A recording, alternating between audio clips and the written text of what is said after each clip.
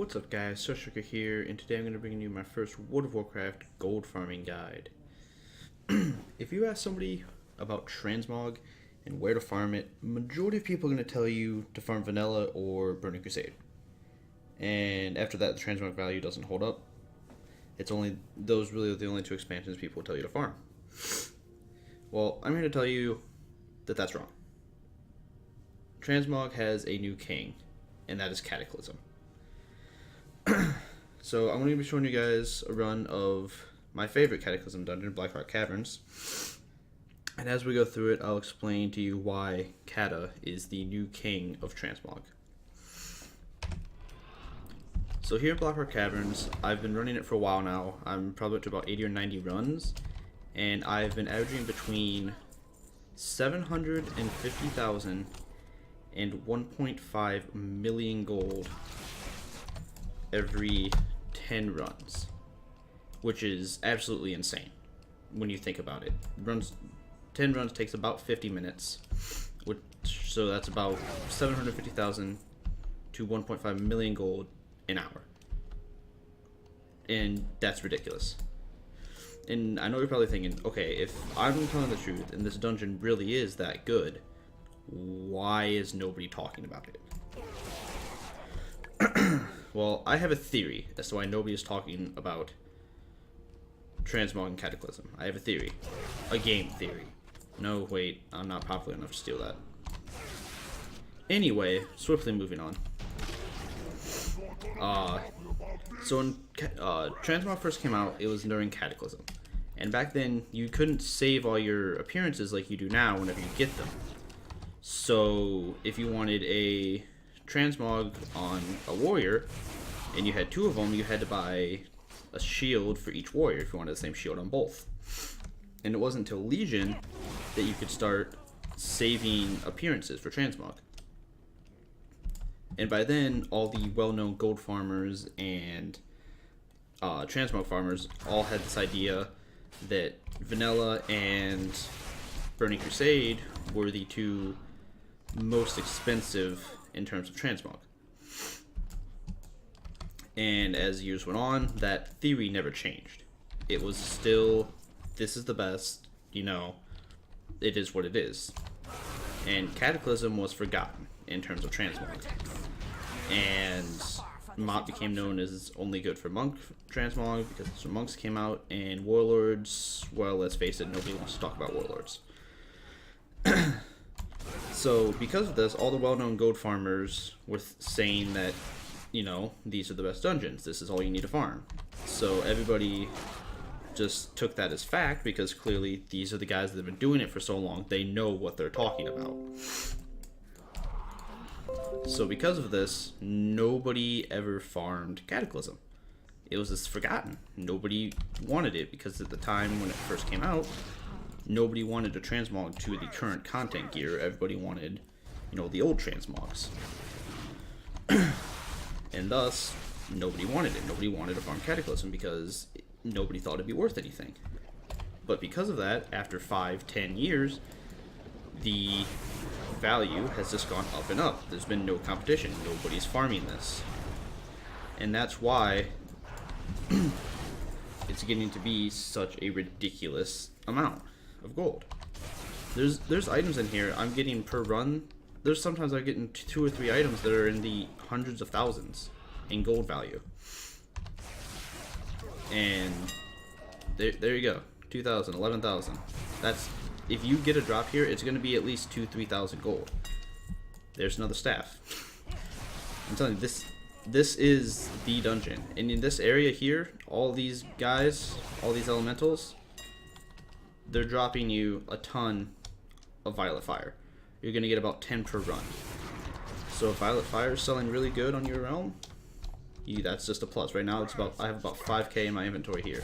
From about 6 runs I've done on this character.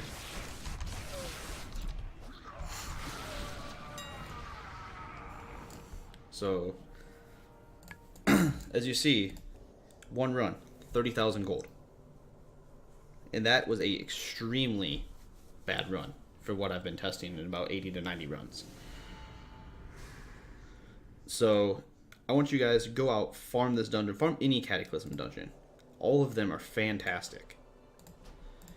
And you guys will see that Cataclysm is the new king of transmog. I'm sure if you guys have been watching the Wanna Buy Gold series, his series on transmog, about how he said that the top dungeons will be a shock to everybody as to what they are. And I believe that is because Cataclysm is the new king, and that Cataclysm will be the top dungeons to farm for transmog. And I could be wrong. So if you think I'm wrong, post it down in the comments about how wrong I am and why, or come yell at me live on stream at twitch.tv/Sosheka. Or if you think I'm right, go farm the dungeon and find out for yourself. Hey guys, so I decided to cut out the end of that last run that I told you I was going to show you, and decided to cut this in because I've actually changed up my route a little bit for how I run the dungeon since I recorded that. So I decided to show you guys just a little like tips and tricks run through the dungeon. So yeah, I'll start off, taunt one of these guys, depends on how I feel which one I go, run over, grab the other one, and get my Bear going.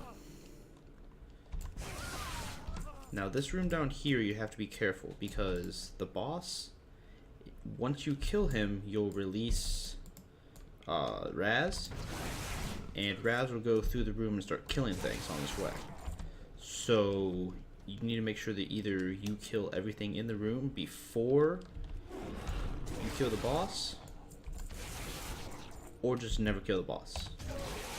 I actually normally don't kill the boss now. I actually don't kill any bosses in this dungeon. Actually, might have to kill him here. Yeah. Well, normally I don't do that. I didn't mean to aggro him there. Now I'll have Raz come out and he'll start following me through. Normally I don't kill him, and it actually ends up to a little bit of a weird line at the end.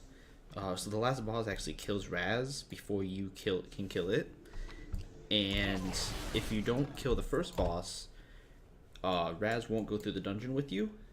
But at the last boss, you'll just hear Raz randomly go, "Raz tired," like he normally does when he dies, but he's nowhere to be found. It's actually kind of funny. So here I go up around, make sure I get everything up here.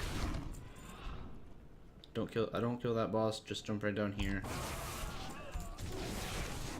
Get these packs here.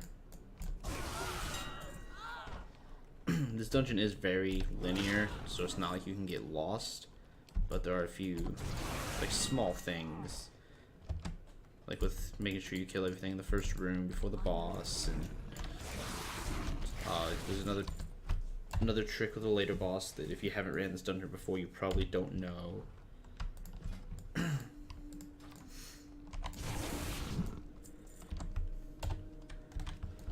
I'm gonna come here. These guys, they don't drop any loot.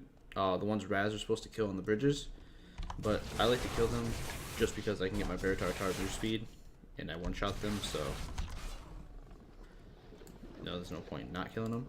And if you actually get far enough away from them, they will cast an ability like something Shadow Step or something right there, Shadow Strike, and as you see, they'll actually teleport right behind you, so you actually can never escape them fully.